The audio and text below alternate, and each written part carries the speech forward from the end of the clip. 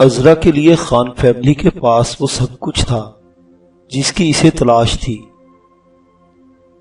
محبت کا ٹھاٹے مارتا سمندر، اعتماد اور سب سے بڑھ کر یہ احساس کہ اسے اپنا لیا گیا ہے۔ انور خان اس شہر کا مانا ہوا بیرسٹر تھا، کوئی عام نوجوان وکیل نہیں تھا۔ اس کی زندگی کا ایک ایک منٹ قیمتی تھا، لیکن عذرا کے لیے اس کے پاس بہت وقت تھا۔ قریباً ہر دوسرے روز وہ اسے اپنے ساتھ کسی نہ کسی بہانے گھر سے باہر لے جاتا۔ وہ جانتا تھا کہ گیتا نجلی کے اندر ایک بے نام سا خوف ترایا ہے۔ مسز خان نے اسے بتایا تھا کہ اکثر وہ رات کو سوتے میں ہڑبڑا کر اٹھ جاتی ہے اور خوفزدہ ہو کر بیٹھی رہتی ہے۔ وہ خود ماہر نفسیات تھی اور جانتی تھی کہ عذرا کا علاج کیا ہے۔ انہوں نے وہی کیا۔ سب سے پہلے اس کا کھویا ہوا اعتماد واپس لوٹانے کی ضرورت تھی۔ مسز خان نے ہندی کی کچھ جماعتیں جامع پاکستان سے پہلے اپنی نوعمری میں پڑھ رکھی تھی۔ یہی پڑھائی ان کے کام آئی۔ انہوں نے عذرا کو گھر پر اردو اور قرآن پاک پڑھانا شروع کر دیا تھا۔ عذرا مسز خان کی توقعات سے کئی گنا زیادہ ذہین تھی۔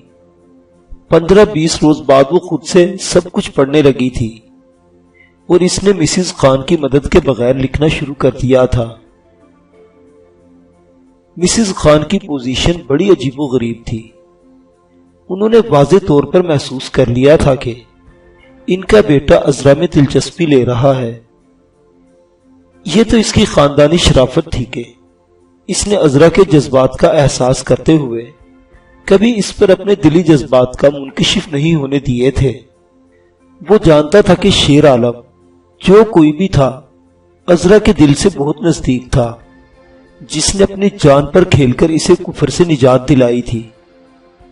انور خان کو احساس تھا کہ عذرا اسے اتنی جلدی نہیں بھلا سکے گی۔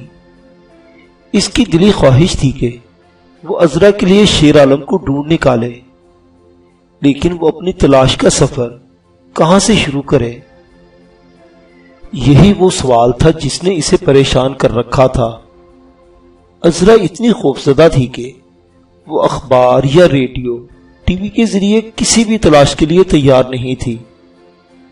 انور خان یا اس کے خاندان کے لوگ اس کی مرضی کے بغیر اس کی مدد بھی نہیں کر سکتے تھے، کیونکہ صورتحال کی سنگینی کا ادراک ان سے زیادہ بہرحال عذرا کو تھا۔ یوں بھی اس شہر کے حالات بڑے الارمنگ رہتے تھے۔ آئے روز اخبارات میں یہ خبریں شائع ہوتی رہتی تھیں کہ بھارتی انٹیلیجنس کے تربیت یافتہ تخریب کار شہر میں سرگرم عمل ہیں۔ اگر یہ خبریں شائع نہ بھی ہوتی تو بھی کوئی عقل کا اندھا بھی دیکھ سکتا تھا کہ بھارتی مداخلت کے شاہکار ہر جگہ بکھرے پڑے ہیں۔ فی الوقت انور خان کے لیے عذرا کے اس خوف کو ہضم کرنا مشکل تھا کہ سوامی مہاراج انتقاماً اس ملک میں اس کے خلاف کچھ کر سکے گا، لیکن اس انسپیکٹر سے متعلق وہ کچھ بھی گمان کر سکتے تھے۔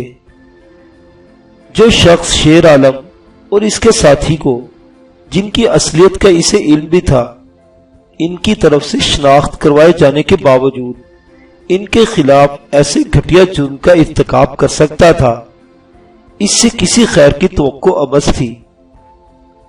عین ممکن تھا وہ اپنے جرائم پر پردہ ڈالنے کے لیے وہ کچھ کر گزرتا۔ اس بات کا تو انہیں بھی علم نہیں تھا کہ وہ اپنے انجام کو پہنچ چکا ہے، لیکن یہ کوئی ایسا جواز نہیں تھا جسے بنیاد بنا کر وہ خاموش بیٹھے رہتے۔ انور خان آج بھی معمول کے مطابق عذرا کے ساتھ شاپنگ کرنے جا رہا تھا۔ عذرا کو ان کے ساتھ رہتے ہوئے قریباً 3 ماہ گزر چکے تھے۔ اسی اثناء میں اس کا اعتماد بھی کافی حد تک بحال ہو چکا تھا، اور اب اس نے ماحول اور ارد گرد کی چیزوں میں دلچسپی بھی لینا شروع کر دی تھی۔ انور خان آج پہلی مرتبہ اسے کلفٹن ایریا میں سمندر کے کنارے سیر کے لیے لایا تھا۔ عذرا نے کچھ دنوں سے ساڑیوں کا استعمال بند کر دیا تھا اور اب وہ صرف شلوار قمیض پہنتی تھی۔ یہ لباس اس پر خوب جچتا تھا۔ آج اس نے نیلے رنگ کی شلوار قمیض کے ساتھ اسی رنگ کا دوپٹہ اوڑھ رکھا تھا۔ سمندر کے کنارے چلنے والی ہوا سے اس کے لمبے بال اڑتے ہوئے اور بے قابو ہو کر اس کی گردن اور چہرے سے لپٹ جاتے تھے۔ اپنا دوپٹہ سنبھالنا عذرا کے لیے مسئلہ بنا ہوا تھا۔ وہ ایک ہاتھ سے چہرے پر آئی ہوئی بالوں کی لٹ کو پرے ہٹاتی، پھر اسی ہاتھ سے اپنے دامن پر گرا دوپٹہ سنبھالنے لگتی۔ نیلے پانیوں پر سورج کی ڈوبتی کرنیں دور تک پھسلتی چلی جا رہی تھی۔ حد نظر تک سمندر کا کنارہ ناپید تھا۔ انور خان کی طرح بظاہر سطح سمندر بھی پرسکون تھی، لیکن جس طرح اس کی تہہ میں ایک طوفان برپا تھا، اسی طرح انور خان کے دل میں بھی ہلچل مچی تھی۔ قدرت نے اسے عجیب امتحان میں ڈال دیا تھا۔ جب بھی اس کا جی چاہتا کہ عذرا کو اس کے تئیں اپنے دلی جذبات سے باخبر کر دے، کوئی اخلاقی قدغن اس کے آڑے آ جاتی۔ اس سے بضع اوقات اپنی حالت پر ترس آنے لگتا۔ اس کا جی چاہتا کہ جتنی جلدی ممکن ہو شیر عالم سے عذرا کی ملاقات ہو جائے اور اسے سکون نصیب ہو۔ زندگی نے ایسی عجیب دوراہے پر لا کھڑا کیا تھا جہاں سے کوئی ایک راستہ اختیار کرنا بھی اس کے لیے ممکن نہیں رہا تھا۔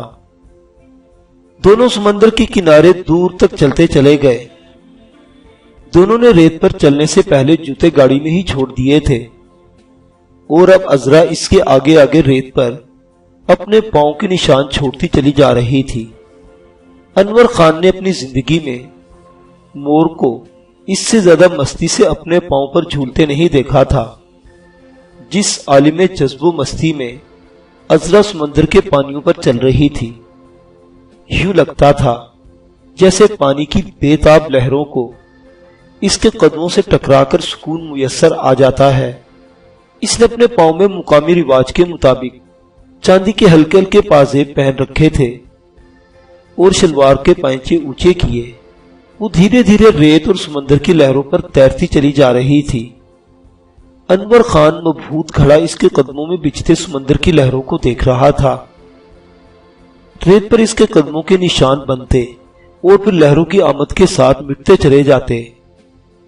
اب اس کی شلوار کے پائنچے گیلے ہونے لگے تھے، لیکن وہ مستی کے عالم میں لہراتی ہوئی چلی جا رہی تھی۔ اچانک ہی اس نے مڑ کر پیچھے دیکھا، جہاں انور خان مبہوت سا ایک ٹک اسے دیکھے چلے جا رہا تھا۔ عذرا شرماتی ہوئی انہی قدموں پر لوٹ آئی اور نہ چاہتے ہوئے اس کے نزدیک آ کر ٹھہر گئی۔ معافی چاہتی ہوں، میں شاید دور چلی گئی تھی۔ اسے اور تو کچھ نہیں سوجھا، اس نے یہی کہہ دیا۔ کمال ہے بھئی، اس میں معافی کی کیا بات ہوئی؟ میں نے اس سے پہلے سمندر صرف فلموں میں دیکھا تھا، دریا تو سب دیکھے تھے، بس یوں ہی کچھ زیادہ ہی شوق چڑھ گیا تھا سمندر دیکھنے کا۔ بہت اچھا شوق ہے، لیکن سمندر کو کنارے سے ہی دیکھنا چاہیے۔ انور خان نے اس کی بات کو مسکراتے ہوئے مکمل کر دیا۔ دونوں اب گاڑی کی طرف واپس آ رہے تھے۔ وہ جانتا تھا کہ عذرا کو چٹپٹی چیزیں بہت اچھی لگتی ہیں۔ اب وہ اسے گول گپے کھلانے لے جا رہا تھا۔ دونوں اپنی گاڑی میں بیٹھ رہے تھے جب ایک قیمتی کار ان کے نزدیک آ کر رکی۔ عذرا نے کار کی طرف غیر ارادی طور پر ہی نظر ڈالی تھی جب اچانک وہ سہم گئی۔ اس کا ہاتھ بے اختیار انور خان کے بازو پر گیا، جس نے چونک کر عذرا کی طرف دیکھا، جس کی نظریں دوسری کار پر جمی تھی اور وہ خوفزدہ نظر آ رہی تھی۔ کیا بات ہے، کیا ہوا؟ انور خان نے بے چینی سے پوچھا۔ یہ تو شرما ہے، اس کا یہاں کیا کام؟ یہ تو بہت خطرناک ہے، آپ چلیں، یہاں سے چلیں، یہ مجھے اچھی طرح جانتا ہے۔ اس نے یہ کہتے ہوئے سیٹ پر دھری چادر کو اس طرح اپنے سر پر ڈال لیا تھا کہ اس کا چہرہ دکھائی نہ دے سکے۔ انور خان کو کچھ سمجھ آنے لگی تھی۔ اس سے سوامی مہاراج کا اچھا خاصا غائبانہ تعارف ہو چکا تھا، اور عذرا نے یہ بھی بتا دیا تھا کہ وہ اسے فرار ہونے کی سزا ضرور دے گا۔ کیا یہ شخص یہاں عذرا کی تلاش میں آیا ہے؟ ضرور یہ کوئی خطرناک آدمی ہے، اسے گرفتار کروانا چاہیے۔ کئی خیالات اس کے ذہن پر بجلی کے کوندے کی طرح یکے بعد دیگرے لپکے۔ چلیے نا، یہاں سے چلیے، گھبرائی ہوئی عرضا نے کہا۔ عذرا، تم پاکستان میں ہو، یہ سوامی کا آشرم نہیں، گھبرا کیوں رہی ہو؟ ہمیں اس شخص کا پتہ لگانا چاہیے، اسے گرفتار کروانا چاہیے۔ دیکھیے، خدا کے لیے آپ گھر چلیں۔ عذرا نے اس کی بات سنے بغیر اس کا بازو قریباً جھنجھوڑتے ہوئے کہا۔ وہ اتنی خوفزدہ تھی کہ اس کے چہرے کا رنگ بدلنے لگا تھا۔ اچھا چلتے ہیں۔ انور خان کا ذہن بڑی تیزی سے کام کر رہا تھا۔ اچانک ہی اسے کچھ خیال آیا۔ اس نے اپنی کار میں رکھے ہوئے دستی فون سے اپنے ایک دوست کا ٹیلی فون نمبر تیزی سے ملا دیا۔ میری خان صاحب سے بات کروائیے، میں انور خان بول رہا ہوں۔ دوسرے ہی لمحے اس کا دیرینہ دوست میجر خان لائن پر تھا۔ Major Afrasiab Khan army intelligence officer تھا، جس کی ٹرانسفر چند روز پہلے ہی کراچی میں ہوئی تھی، اور اس نے آج ہی اپنا فون نمبر اپنی اچانک آمد کا سرپرائز دے کر بھیجا تھا۔ خان، بہت ایمرجنسی ہے، کار کا نمبر نوٹ کرو۔ انور خان نے اپنے دوست کو کلفٹن کی اسی جگہ کی نشاندہی کرتے ہوئے بتایا جہاں وہ کھڑا تھا۔ اس کار کے دونوں سوار مشتبہ ہیں، میں یہاں کھڑا ہوں ان کے نزدیک۔ اس نے اپنی گاڑی کا نمبر لکھوایا۔ جیسے ہی تمہارے لوگ یہاں پہنچیں گے میں یہاں سے چلا جاؤں گا، باقی بات پھر ہوگی۔ اس نے اپنے دوست کا جواب سنے بغیر فون بند کر دیا اور عذرا سے مخاطب ہوا۔ عذرا، حوصلہ کرو، ہمیں اصولی طور پر یہاں چند منٹ ضرور ٹھہرنا ہوگا۔ میں تمہیں یقین دلاتا ہوں کہ میرے جیتے جی کوئی تمہارا بال بھی پیکا نہیں کر سکتا۔ اپنے ملک کا ایک وفادار شہری ہونے کے ناطے میرا فرض ہے کہ میں کسی بھی مشتبہ غیر ملکی کو یوں چپ چاپ بچ کر نہ جانے دوں۔ تم چند منٹ کے لیے آرام سے بیٹھو، ابھی میرے دوست کی گاڑی آ جائے گی۔ شرما اور اس کے ساتھی یہاں سے نہیں جائیں گے، اور انہوں نے تمہیں دیکھا ہے نہیں تو تم گھبرا کیوں رہی ہو؟ اس کی اس بات سے عذرا نے قدرے حوصلہ کیا تھا، لیکن ابھی تک اس کا خوف مکمل دور نہیں ہوا تھا۔ کسی نہ کسی طرح انور خان نے 8-10 منٹ اس کے ساتھ نہیں گزار دیے جب اسے دو گاڑیاں اس طرف آتی نظر آئی۔ اگلی کار میں اس کا جگری دوست میجر افراسیاب تھا۔ اس کی شکل پر نظر پڑتے ہی انور خان گاڑی کا دروازہ کھول کر تیزی سے باہر نکلا اور برق رفتاری سے میجر افراسیاب کی طرف بڑھ گیا، جس نے اپنی گاڑی اس سے کچھ فاصلے پر روک دی تھی۔ خیریت ہے یار، تم نے تو میرے ہاتھ پاؤں پھلا دیے، کمال کے آدمی ہو تم بھی۔ میجر خان نے گاڑی سے باہر نکل کر اس سے گرم جوشی سے ہاتھ ملاتے ہوئے کہا، میں تمہارے ساتھ تفصیلاً بات کروں گا، باقی باتیں تو ہوتی رہیں گی۔ مختصر بات یہ ہے کہ سامنے والی سفید کار میں سے 2 آدمی نکلے ہیں۔ جس آدمی نے ہلکے براؤن رنگ کا سفاری سوٹ پہن رکھا ہے وہ بھارتی باشندہ اور خطرناک ہے۔ تفصیلات تمہیں پھر بتاؤں گا، فی الوقت تم اسے قابو کرو، باقی باتیں رات کو کھانے پر ہوں گی۔ تب تک تمہارے پاس اس شخص سے متعلق خاصی معلومات جمع ہو چکی ہوں گی، اس طرح تمہیں میری بات سمجھنے بھی آسانی رہے گی۔ انور خان نے اس سے کہا، اوکے، آل رائٹ، تم اطمینان سے گھر جاؤ، میں نے زندگی میں تمہیں کبھی اتنا اب نارمل نہیں دیکھا۔ احتیاط سے گاڑی چلانا، کہیں راستے میں کسی سے نہ ٹکر نہ مار لینا، سمجھ گئے؟ میجر خان نے بے تکلفی سے اس کے کندھے پر ہاتھ مارا۔ خدا حافظ، انور خان نے کہا اور اپنی گاڑی میں آ کر بیٹھ گیا۔